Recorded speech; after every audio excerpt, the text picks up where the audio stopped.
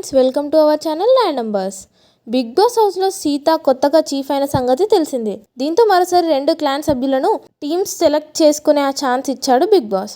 దీంతో విష్ణుప్రియ, నైనిక, నబిల్, ఆదిత్య, యష్మి ఇలా అందరూ తమ రీజన్ చెప్పి సీత క్లాన్లోకే సెలెక్ట్ చేసుకున్నారు.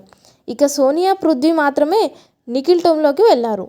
అయితే అప్పటికే సీత టీంలో 6 సభ్యులు అవడంతో బిగ్ బాస్ కలగజేసుకున్నాడు. సీత టీం ఇప్పటికే ఫుల్ అయింది కాబట్టి మణికంఠ మీరు శక్తి క్లాన్లోకి వెళ్ళాలి, ఒకవేళ మీరు కాంతార క్లాన్లోకి వెళ్ళాలంటే సీత తన టీంలో ఎవరో ఒకరిని శక్తి టీంలోకి స్వాప్ చేయాలి అంటూ బిగ్ బాస్ అన్నాడు. దీంతో సీతను రిక్వెస్ట్ చేశాడు మణికంఠ.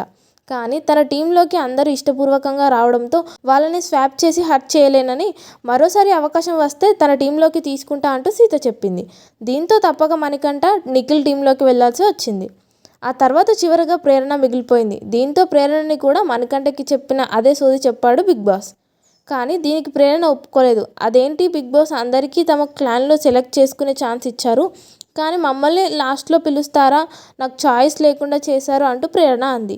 ఇక సీత మణికంఠకి చెప్పినట్లే స్వాప్ చేయడం కుదరదంటూ ప్రేరణకి కూడా చెప్పింది. అయితే ఇక్కడ తన ఫ్రెండ్ ప్రేరణ కోసం యష్మి త్యాగం చేసింది. వద్దు, తను ఏడవడం నేను చూడలేను, నేను నిఖిల్ టీంలోకి స్వాప్ అవుతాను, ప్రేరణను తీసుకో అంటూ సీతకి చెప్పింది యష్మి. దీంతో ప్రేరణ సీత టీంలోకి రాగా యష్మి నిఖిల్ చీఫ్ అయిన శక్తి టీంలోకి వెళ్ళింది. ఈ ట్విస్ట్ను ఊహించని సోనియా కాసేపు మైండ్ బ్లాక్ అయిపోయింది. ఇక నిఖిల్ శక్తి క్లాన్లో సోనియా, పృథ్వీ, మణికంఠ, యష్మి వచ్చారు. అటు సీత టీంలో విష్ణుప్రియ, నైనిక, ఆదిత్య, నబిల్, ప్రేరణ ఉన్నారు. కాంతార టీం పెద్దదైన కారణంగా డ్రాగన్ ఫ్లై రూమ్ను వారికే ఇచ్చేశాడు బిగ్ బాస్. మరి దీనిపై మీరేమంటారో కామెంట్ రూపంలో మాకు తెలియజేయండి. ఇలాంటి మరిన్ని ఇంట్రెస్టింగ్ బిగ్ బాస్ ముచ్చట్ల కోసం చూస్తూనే ఉండండి మన ఛానల్.